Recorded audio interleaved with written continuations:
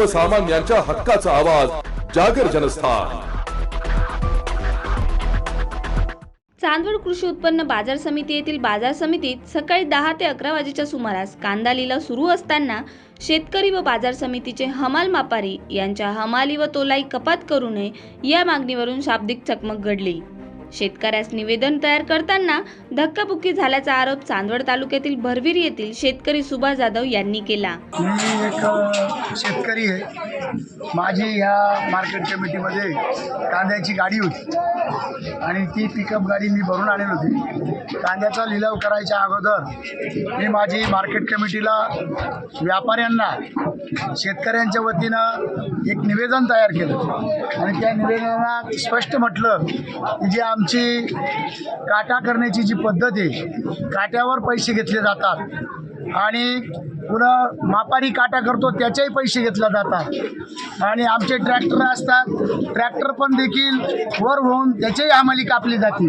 तर माझं असं म्हणणं होतं याबाबत मार्केट कमिटीनं पणन मंडळाकडं, व्यापाऱ्यांकडं, सगळ्यांकडं आमच्या शेतकऱ्यांच्या वतीनं माझी मागणी आमच्या शेतकऱ्यांच्या वतीनं आम्ही सह्या घेतल्या। या ठिकाणी काही हमाल मापारी या लोकांनी येऊ या ठिकाणी आम्हाला मार्केट कमिटीला माझं निवेदन होतं की बाबा आमची आम्हाला मापारी कापली तोलाई कापली नाही गेली पाहिजे एवढी मागणी होती।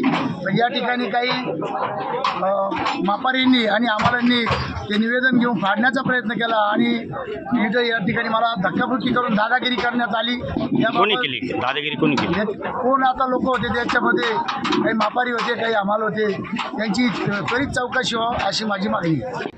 शेतकऱ्यांच्या वतीने बाजार समितीचे सभापती संजय जाधव, सचिव गोरखनाथ गांगुर्डे व संचालक गणेश निंबाळकर यांना निवेदन देण्यात आले असून या शेतकऱ्यांकडून हमाली, तोलाई व वाराईची रक्कम बेकायदेशीररित्या वसूल करू नये।